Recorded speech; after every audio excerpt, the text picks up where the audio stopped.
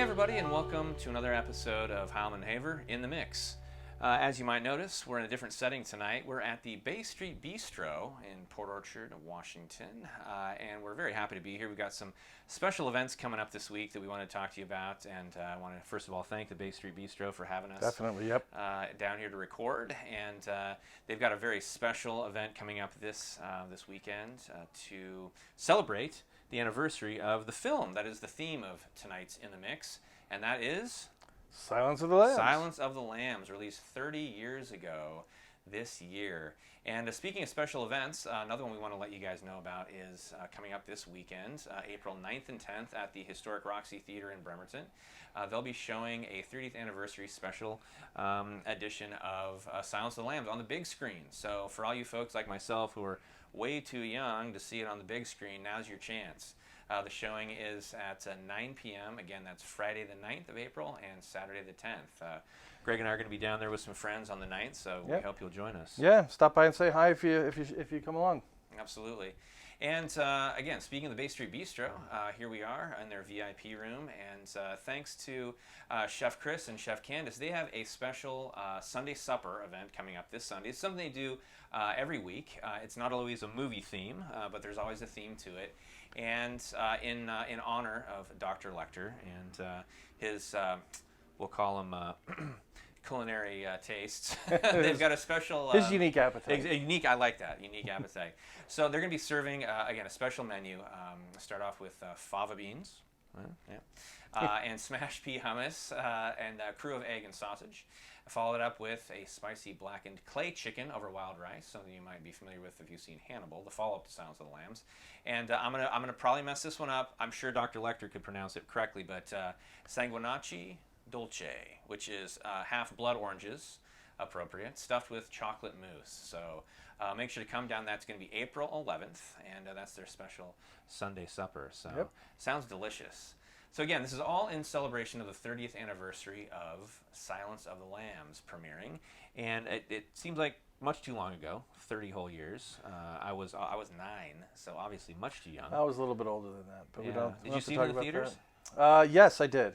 And what was that experience like for you? It was. I don't know. I can't necessarily put it into words. But it stuck with you. Yeah, and watching, Anthony Hopkins, those close-ups. So Demi used a lot of close-ups in the film, and we'll talk about the film in a little bit. But when you're in a big screen and you see a close-up on that face, he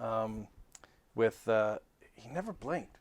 Right. So one thing I remember is he just he would go through his dialogue and just never blink, and he always kind of, his head would be down and he'd be looking at the top of his, something he based off apparently a friend that he had back in the old country who never blinked and apparently just unnerved everybody, as it would. Yeah.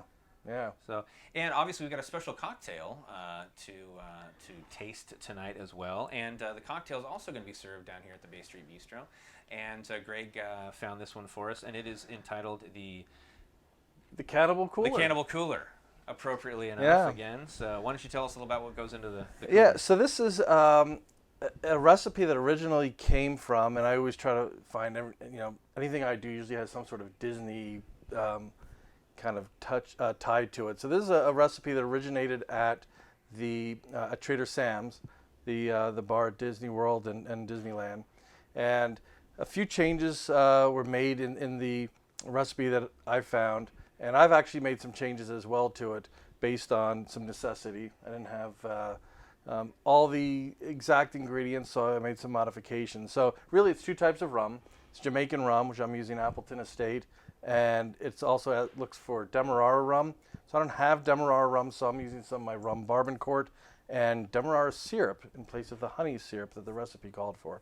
It's also got allspice dram, chartreuse, falernum, which is, if you've never had falernum, we've had that in a few drinks.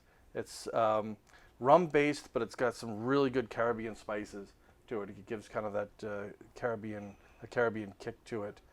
So it's that's, I think, some lemon juice and some grapefruit juice, and that's Angostura bitter sitting right here in front too. So a little bit of everything that we have here. So I've got a pre-mixed and poured.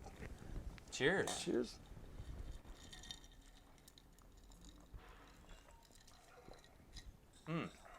That definitely has a tiki feel. Yeah. Tiki taste. Yes, and definitely, yeah, the allspice is there. It's kind of a complex little drink. So. Yeah, it is. And again, if you don't have all the ingredients, don't worry about it. You don't even have to go out and buy them. You can just come down to the Bay Street Bistro on the 11th and taste it here. So again, cheers to them, making it easy on us.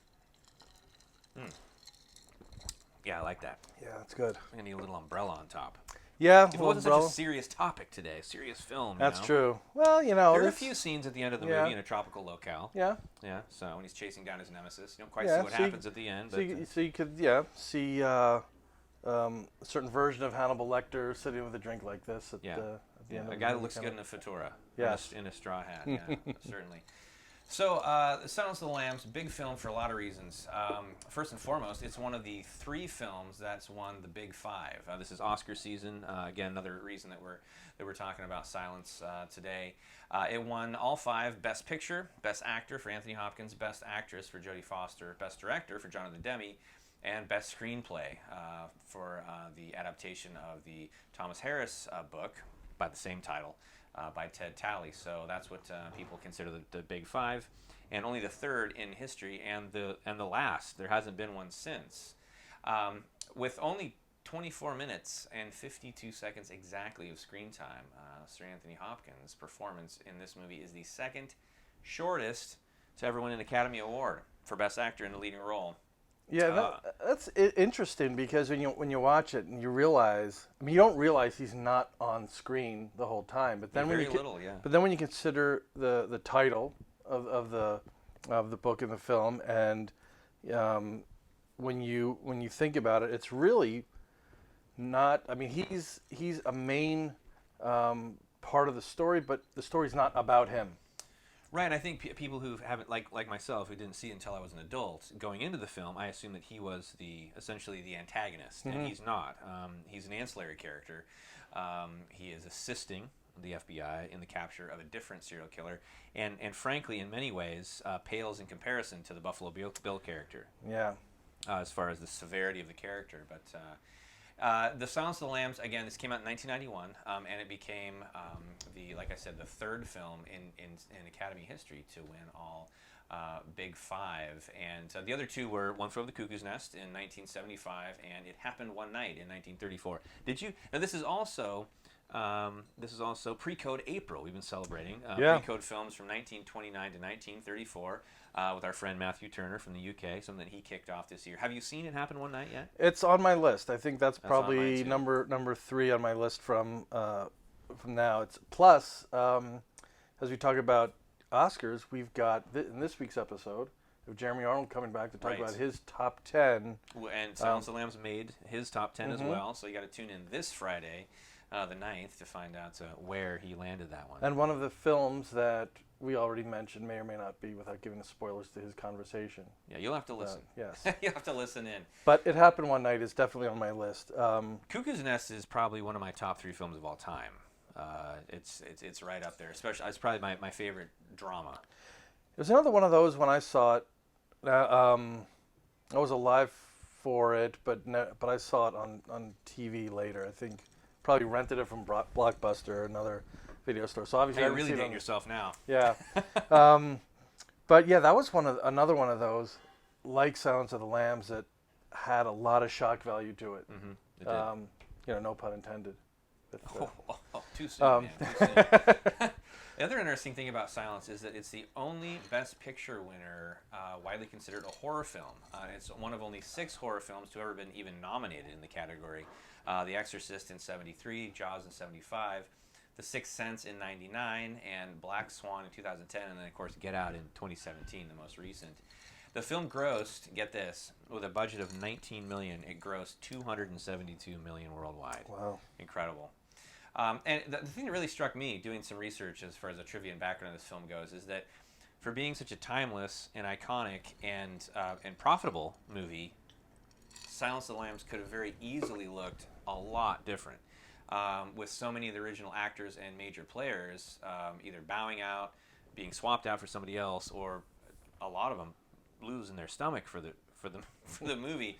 Actor Gene Hackman, some of you might be familiar with his work, He was the first one to acquire the rights and partnered with the now defunct Orion Pictures to adapt Thomas Harrison's novel.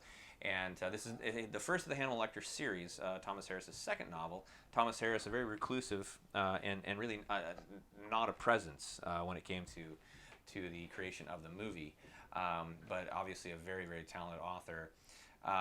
And Hackman was also set to possibly direct and possibly star as Jack Crawford, but he pulled out. He just found the content too violent. And it was actually after watching himself in a scene, I think it was Mississippi Burning, he realized, I don't want to do something again that was violent and this intense. So after Hackman departed, before the screenplay was even complete, director Jonathan Demme stepped in, and really would have been a completely different film without Demme at the helm, I think. And he hadn't even read the whole screenplay. He just read the book and said, I'm in. And Ted Talley, who won the Oscar for the adaptation of the book as a screenwriter, he was actually an acquaintance with Thomas Harris and had read the book as he'd got a proof of the book before it was even released to the public, and got on board right away when he was offered the screenwriting position. So unfortunately, again, one of those little hiccups that happened, he was only halfway through the first draft when Hackman dropped out and they lost all their funding. And thankfully, Orion said, keep charging on through and we'll get this done. Yeah, and Demme, the way he directed it, I think, I can't imagine Hackman doing some of the things that Demme did. I mean, the close-ups, especially, are some of the things that got me. Especially, and the character's name escapes me. The doctor who's running the center or in charge of Lecter's care. Lecter's hunting at the end of the film. Yeah, right. Yeah, exactly. So I remember the first close-up of him, and kind of being, kind of skeeved out by this guy. I mean, how smarmy he is. Lesser so than Lecter himself. Yeah, but so you get the close-ups of him, and then obviously the close-ups of Lecter.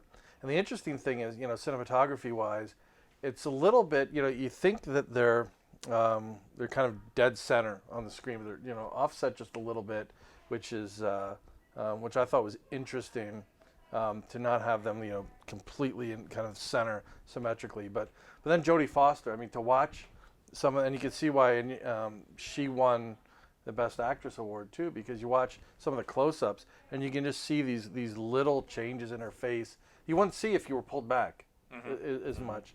So I think that a lot of the things he did to build suspense, close-ups and things like that, I don't know that I could see Hackman doing as a director. The plexiglass cage the Lecter was in, that was Demme's creation, because he thought that it really removed the humanity from a lot of Hopkins' performances to be shooting through bars. And if there were bars, they were widened so that you could get that full shot. Otherwise, you had things hemmed in. But speaking of Foster, she wasn't by any stretch the first actress who Demme wanted for the role. Again, it's hard to think of someone else in that role, but there were three actresses that he wanted originally: Meg Ryan, Michelle Pfeiffer, and Laura Dern, all who would have been incredible. But Ryan and Pfeiffer dropped out because they didn't care for the subject material, and Laura Dern, they just didn't think she had the star power to pull that kind of a role. Foster herself campaigned really hard for this film for many reasons. First and foremost, after she read the book, she actually herself tried to option the rights, but Gene Hackman beat her to it. And again, we can't think of anybody else other than Sir Anthony Hopkins as Hannibal Lecter, but there were several other actors considered. First and foremost, Sean Connery. Clarice. I was waiting for that one. Would have completely changed the role altogether. He said no, and Hopkins was offered the role based on his performance in the 1980 film The Elephant Man as Dr. Frederick Treves. And it's funny, when Hopkins' agents called him and said, we have something to read, it's called The Silence of the Lambs, he originally thought he might be up for a children's movie. And after reading about 10 pages, he realized that it wasn't a children's movie, and he said that this was the greatest character he'd ever encountered. And, that's funny when you think about the title, and right. You think something, you're just coming blindly into it, Silence of the Lambs, yeah. And then you start getting into it and think, this isn't exactly a children's when are we going to see the lambs anyway? Yeah. A couple other actors who were considered, Al Pacino. I would love to see that. I'm not going to do any Pacino impersonations here, but they're in my head. Bob De Niro, Dustin Hoffman, Derek Jacobi, and Daniel Day-Lewis. If I was going to pick one of those, as much as I would have loved to see Pacino take a crack at it, I think Daniel Day-Lewis probably. A guy who can really, if he's not a method actor, I don't know who is. Hopkins is funny. Hopkins was initially, he was scared to talk to Foster, Jodie Foster, because she had just won the Oscar the previous year, so he was intimidated. And up until this point, he didn't really consider himself a successful actor. Foster, in turn, and I've seen recent interviews with her where she tells this story, she was just plain old scared of Hopkins, who she found literally terrifying, as one can imagine. In preparation for the role, Anthony Hopkins studied files on serial killers. He visited prisons. He studied convicted murderers and was present during some actual court hearings concerning murders and serial killings.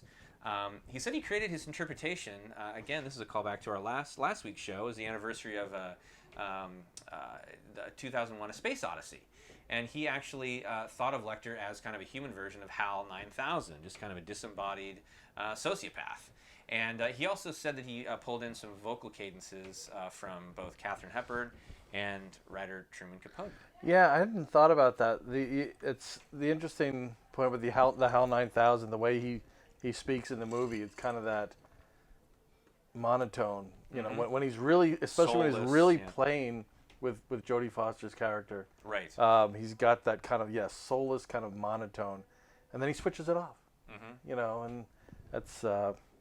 Boy, what a master class. Yeah, exactly. And Jodie Foster, she also prepares with an actual FBI agent for the role, FBI agent Mary Ann Krause, prior to filming her part. And actor Scott Glenn, who was cast as the agent in charge Jack Crawford, who Gene Hackman originally planned to play, he prepared by meeting up with John Douglas at Quantico. And Douglas, an FBI special agent, was one of the first criminal profilers and wrote extensively on the subject. I think I've read all 3 of his books, the Mindhunter series. And his team's work is actually the basis for the Netflix crime series Mindhunter, which you may have seen. The cool thing about this is that the FBI's behavioral science unit assisted in the making of the movie. And the production received the full cooperation of the FBI, and they saw it as a potential recruiting tool to hire more female agents, is the Starling effect. Much as you had the Scully effect, Agent Scully in X-Files was in many ways patterned after Jodie Foster's character, and there was a Scully effect. A lot of kids, a lot of young ladies got into the science field. I was going to ask, is it the Indiana Jones effect, trying to recruit archaeologists by putting Indiana Jones out there? Yeah, exactly. So another curious fact about this film, it's the first of 3 movies to feature Lecter, or Anthony Hopkins as Lecter. But Silence of the Lambs was not the first to feature the character of Hannibal Lecter. The first, not Mindhunter, but Manhunter in 1986, was adapted from Harris's novel Red Dragon. And Michael Mann directed, and the very capable Scottish actor Brian Cox played Lecter, Lektor. Changed it a bit from the original. And unfortunately, the film was a bit of a commercial flop. Was that Succession, Brian Cox? Yes. Yeah, it's come a long way since then. Yeah. I'm still going to go and put that one on the queue, though. I really love to see that. Hopkins actually viewed this as a last-ditch effort to break out in Hollywood. Although he'd acted in movies and television since the 60s, he hadn't really reached the A-list status, and his plans were to, if this film didn't really attain commercial success, he was going to quit acting altogether and return to British theater. So we're really glad that it did as well as it did, and he has now been he's now received 4 more Academy Award nominations. He's up this year for his Best Actor in The Father, which you've seen. He's my pick. I have not seen that yet. For Best Actor, yeah. And Dr. Lecter is rated as the #1 villain of on the American Film Institute AFI's 100 Years, 100 Heroes and Villains list. Yeah, that's, he did okay. Yeah, I'd say so. He's one of those villains that I don't know, you started to root for him, a little bit. Absolutely. There's certain ones like that, he's an anti-hero. Yeah. In many ways. Yeah. You don't want to necessarily live like him, but he's classy, he's sophisticated, he's brilliant. Could you imagine him being your psychiatrist, though? I don't know if either of us would be sitting here if he was.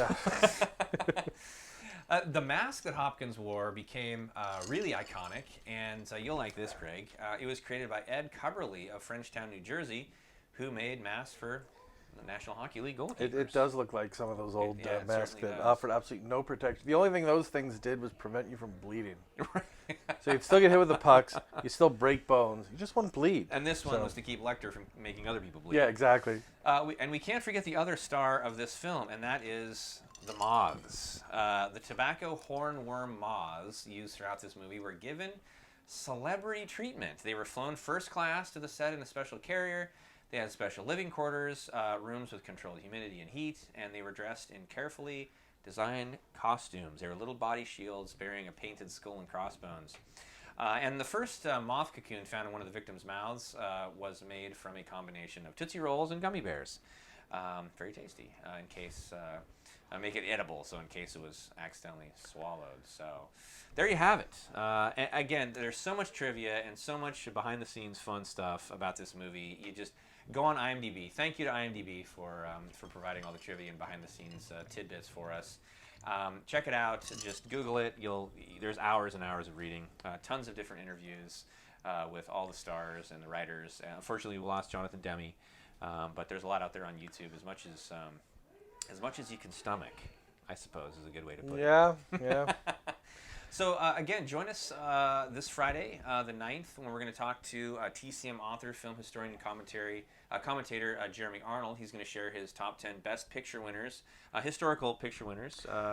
We thought it's Oscar season. We're focusing a lot on current lists. We talked to Matthew Turner last week about his current picks, but we thought it's also a good time to kind of reflect on some of the old best picture winners. And part of Pre-Code April, there's some best picture winners. There's some best actress winners. Or best actor winners. All the different categories. You go back and watch some of these classics. Jeremy's going to give us his top 10 best picture winners of all time. Yeah. So tune in, find out where he ranks Silence of the Lambs. It is on his top 10 list. Again, that's Friday, April 9th. Available everywhere fine podcasts are heard.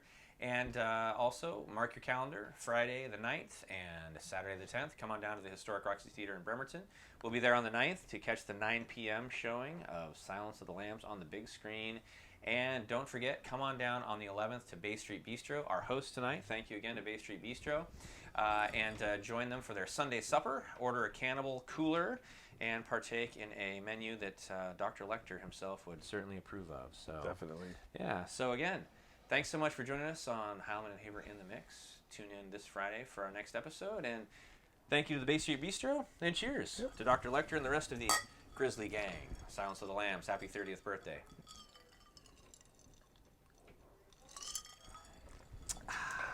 That's And a wrap. good evening.